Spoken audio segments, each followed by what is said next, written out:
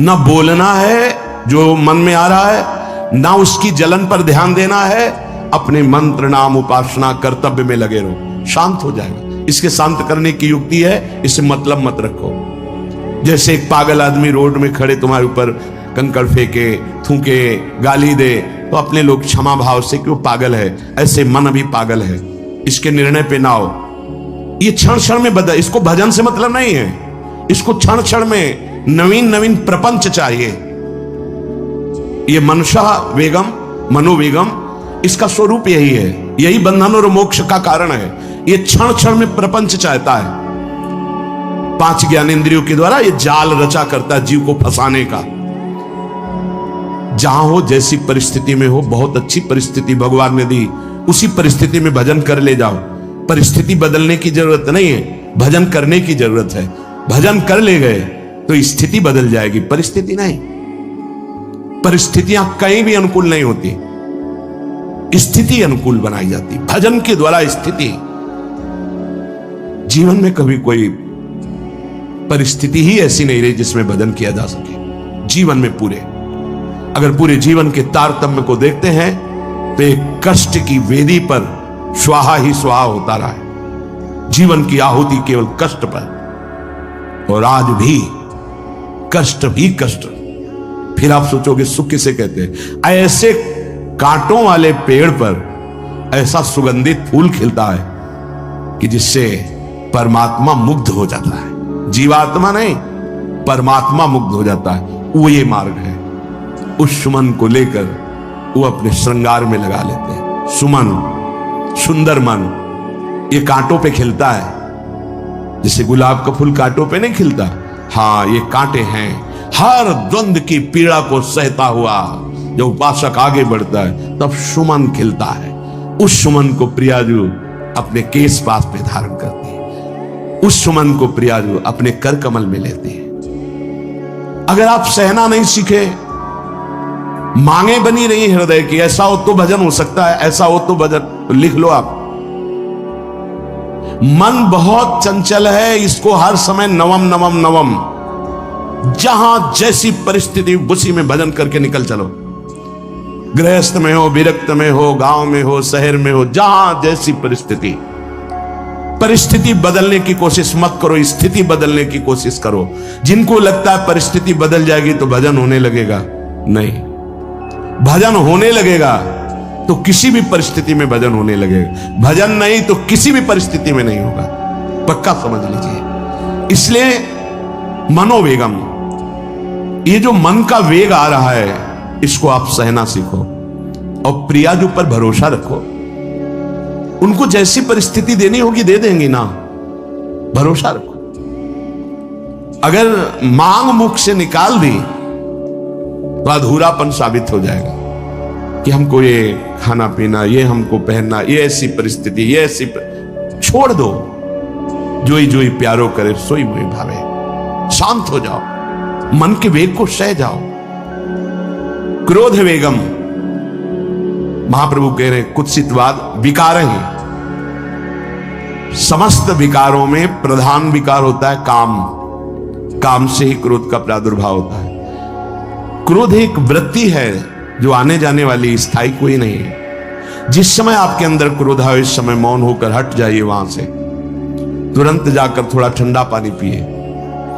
प्रभु के चरणारविंद की तरफ अपनी वृत्ति को ले जाने की कोशिश कीजिए। उस व्यक्ति से चिंतन हटाइए जिससे क्रोध आ रहा है। उस व्यक्ति की उस क्रिया से चिंतन हटाइए जिससे क्रोध आ रहा है। हट जाइए। ये क्रोध का वेग अगर आता रहा तो भजन करने पर भी अनुभव नहीं हो पाएगा।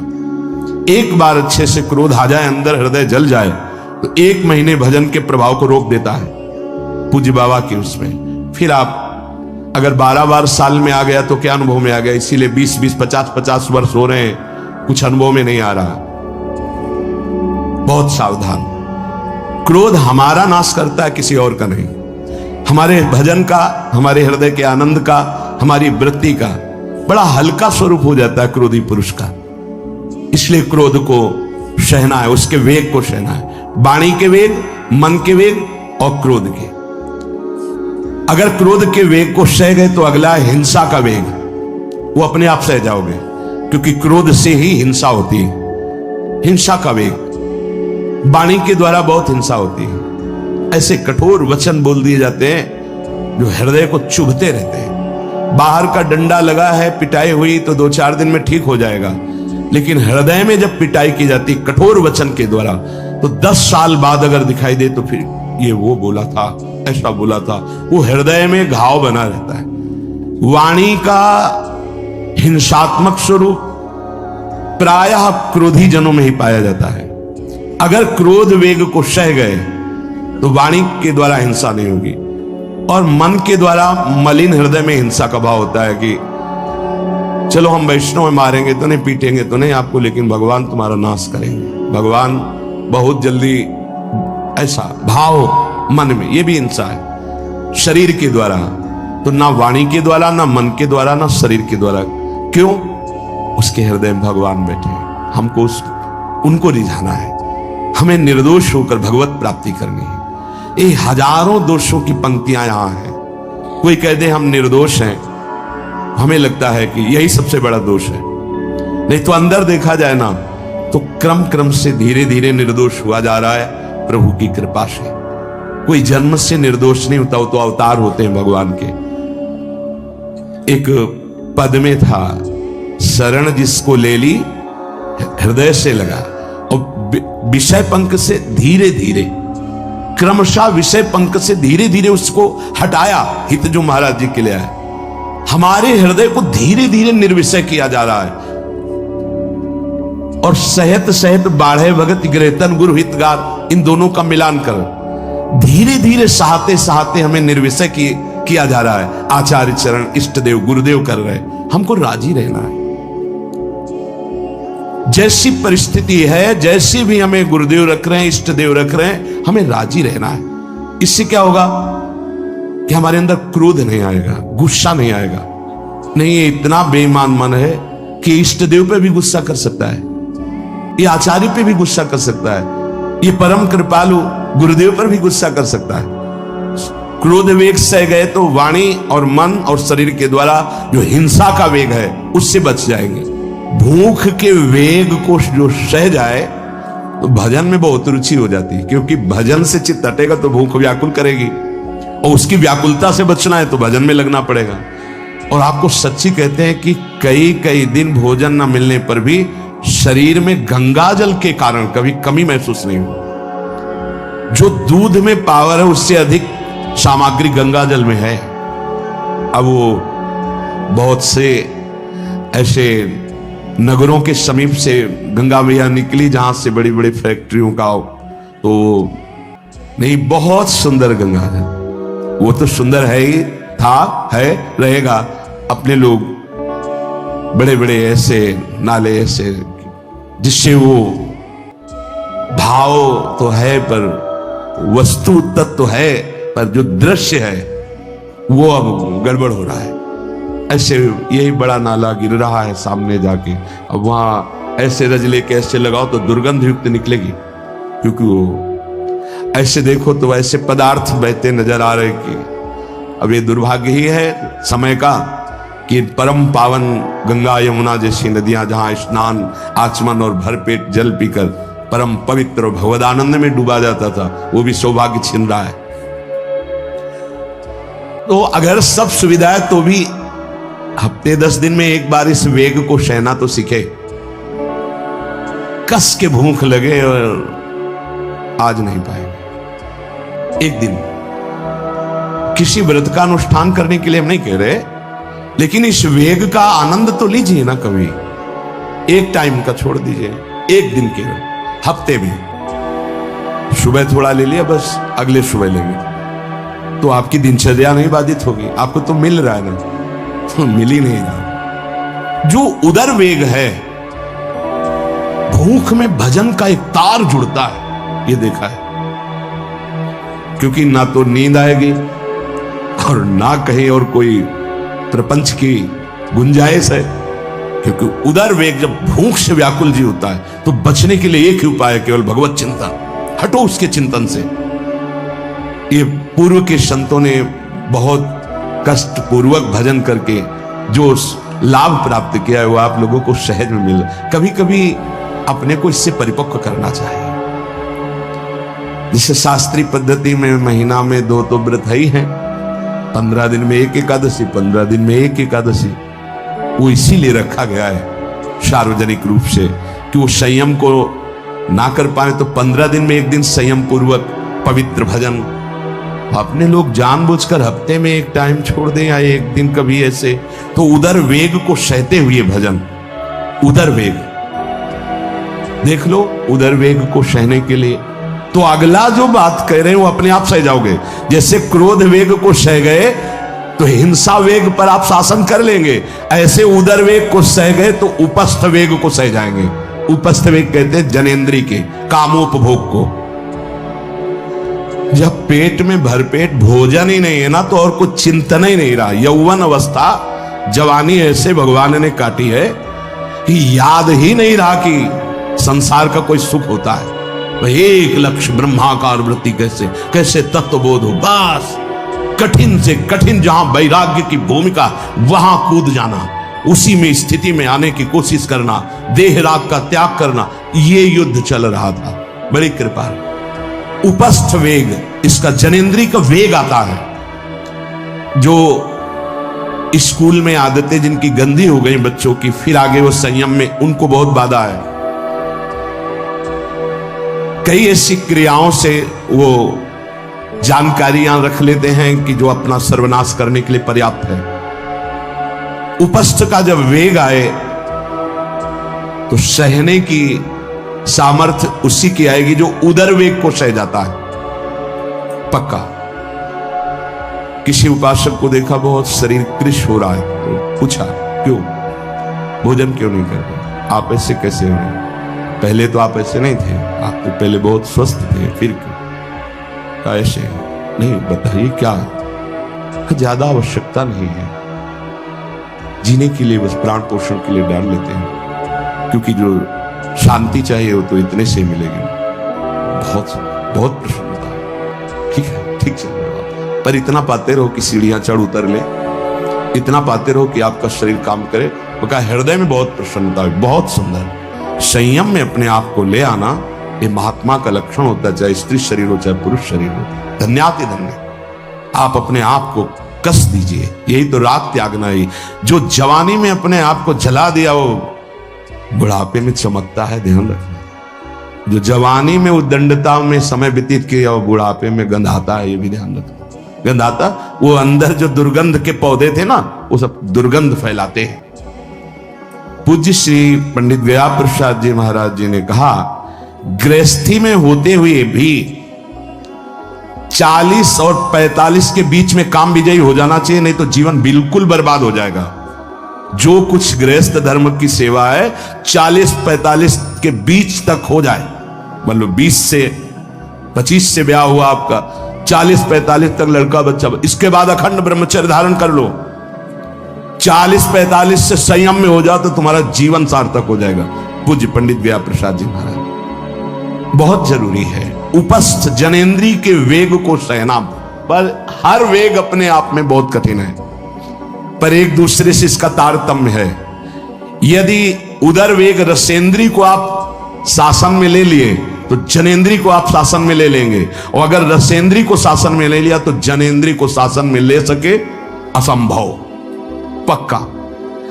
और जनेंद्री रसेंद्री के सब खिलवाड़ चल रहे तो परमार्थ और भगवत प्रेम प्राप्ति तो सब अभ्यास जिनका भगवदाकार हो गया है वो विषयान ग्रहणंत मुंचंत हुआ। जब इंद्रियों पर शासन बाबा ने अपने किया तो 24 घंटे में 1 कवल पाते थे। 1 कवल, आश्चर्य होता है। ऐसे सामने दाल रोटी सान ली गई और 1 कवल जितना बाबा सिद्धासन पद्मासन का से। और जब भगवदानंद ब्रह्मानंद में 70 घरों में 1 दिन में भिक्षा में जाते थे, 1 दिन भिक्षा। अब वहां गए तो 1 कवल तो पाया ना, तो 70 कवल हो गए। विषयान ग्रहणंत मुंचंत हुआ, कोई फर्क नहीं। पर हम क्या होता है कि स्थिति होती नहीं तो सिद्धों की नकल करने लगते हैं। नहीं, पहले हम साधक हैं, पहले हमारी इन वेगों पर विजय प्राप्त करने की वृत्ति आनी चाहिए। वाणी का वेग, मन का वेग, क्रोध का वेग, हिंसा का वेग, उदर का वेग और जनेन्द्री का वेग। एतान वेगान सहते यस्तु विद्वान, वही शास्त्रों के रहस्य को जानने वाला परमार्थी है जो इतने वेगों को सह जाए। निंदा चास्य हृदयम नोपहन्यात्, इसके बाद जब उसकी निंदा हो तो उस पर कोई फर्क नहीं पड़ना। इसके बाद जो इन सब वेगों को सह गया है, अब उसकी निंदा हो रही, कोई निंदा कर रहा है तो उसको आनंद पूर्वक सह जाए। ऐसा क्यों कहा? इसके बाद अगर दोष है, निंदा हो रही, तब तो संभालना ही, ये गलती हो गई आपसे। जब आप दोष रहित है फिर निंदा हो रही, तो आनंद पूर्वक आपको उसका विरोध नहीं करना, सहना है। क्योंकि ये सहना बिल्कुल भगवत साक्षात्कार के नजदीक ले जाएगा। देखो, अपमान, निंदा, तिरस्कार, असलियत में हम कैसे साधक हैं, इन्हीं के द्वारा परिचय होता है। पूज्य स्वामी श्री अनंग बोधाश्रम स्वामी जी महाराज बड़े महापुरुष थे, जिनको स्वयं करपात्री जी महाराज मूर्तिमान ब्रह्म कह के साष्टांग दंडवत करते, दिगंबर रहते थे, नंग धड़म, केवल गंगा के ही तट पे। वो महीने 2 महीने में और कहीं नहीं जाते थे। एक बड़े वकील साहब थे, वो भिक्षुकों को रोटी दाल ऐसे रोज बंटवाते थे, उनकी पंक्ति में लगने जाते थे। महीने 2 महीने में एक बार पंक्ति में लगते थे जाके, नंग धड़ंग, अवधूत वेश, जटाएं, और जरूर ऐसी चेष्टा करते थे जिससे उनको धक्का मुक्की लगा दी जाए। तो एक दिन गए, लाइन में खड़े हुए, फिर 2 लोगों को क्रॉस करके आगे लाइन में, फिर आगे लाइन, तो जो नौकर डंडा लिए खड़े थे, उनका तो मैं बार बार मना किया, 1-2 डंडे, फिर आगे जाके खड़े, धक्का मारा, पीछे किया। और ऐसा ये महीने 2 महीने में वहां सहने जाते थे। अचानक उस दिन वकील निकले, उन्होंने देखा, अरे स्वामी अनंग बोधास, पता है तुम्हें कौन? साष्टांग दंड, उस दिन से जाना बंद कर दिया। फिर एक दिन गए थे प्रभुदत्त ब्रह्मचारी जी के यहाँ, कहां असनी है और कहां झूठी, गंगा किनारे पूरी रात चल करके पहुंचे। 2 बजे आवाज लगाई, ब्रह्मचारी, स्वामी जी उतरे नीचे, साष्टांग दंड बैठे। उनका स्वामी जी 2 बजे रात, हाँ ऐसे मनाया, आगे कुछ खाओगे पियाओगे?